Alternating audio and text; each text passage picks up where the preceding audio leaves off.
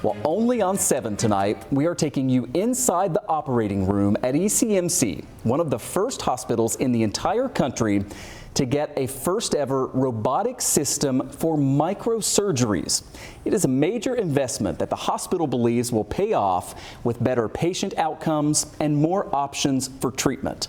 I put on scrubs, a surgical cap, and a mask and went inside the OR with the patient's permission to see the cutting-edge technology firsthand. At Erie County Medical Center, we have one of the best teams anywhere for complex reconstructive microsurgery.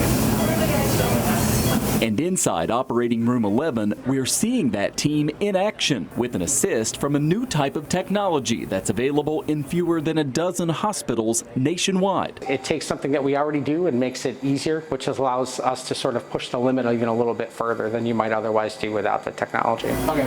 Dr. Mark Burke's patient is on the operating table. The team removed an advanced cancerous tumor from her face, and the challenge now is to transfer tissue from her arm to reconstruct her head and neck area. We're going to disconnect the tissue from the arm and bring it up to the neck. And under microscopic magnification, we put the arteries and veins together, so that now is living tissue that we can use to reconstruct what we've taken off on the face. The Samani surgical system, the first FDA-approved microsurgery robot, allows the team to perform the procedure in a whole new way. So it's basically just our hands and tools on a super small scale with precision and control that otherwise, our own body can't provide. The robotic part of it helps to remove some of the human element, tremors, and the ability to see when you get really, really close up. Dr. Burke sits off to the side, and using a 3D monitor and controllers, he directs the world's smallest wristed instruments, which mimic his movements. It's an extension of our hands is really what it is. Doctors Michael Nagai, And it really is allowing us to expand the complexity of the different types of things that we can do. Mark Falco, And we're excited to be able to offer that. and Jordan Fry are also trained and using the Samani system. How exciting is it to have this here at ECMC? It's awesome.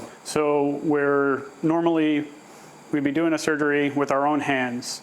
This allows us to scale everything down so we can work at an area that's even smaller than we ever could just by hand alone. It's being used to reattach limbs or repair tissue lost during an accident or other type of trauma, to treat lymphedema, a fluid buildup that affects up to 10 million Americans, for breast reconstruction following a mastectomy using the patient's own tissue instead of an implant, plus delicate nerve and vessel repairs during head and neck cancer reconstruction, like what I witnessed firsthand. This is going to open up complete new avenues for the patients of this area. ECMC got the 10th Samani surgical system in the entire country. The Mayo Clinic is getting the 11th, and joining the ranks of esteemed hospitals that have this robotic system like Yale, Stanford, and the Cleveland Clinic. We can stand up there with the best places that you've ever heard of. And in terms of complex reconstruction, that's the type of stuff right here in Western New York at ECMC that we can do. Do you have any doubt that this is going to lead to improved outcomes?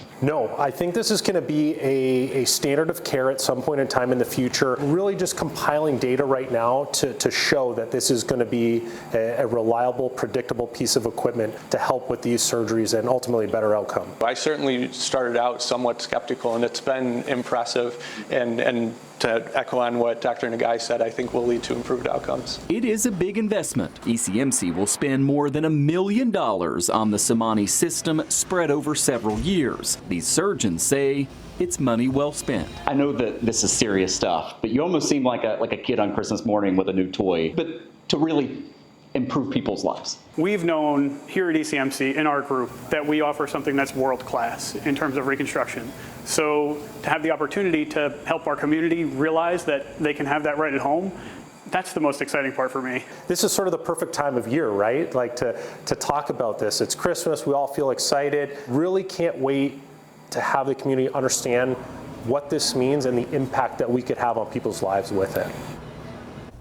Now, the FDA has limits on how this microsurgery robotic system can be used, but there are lots of studies and trials underway.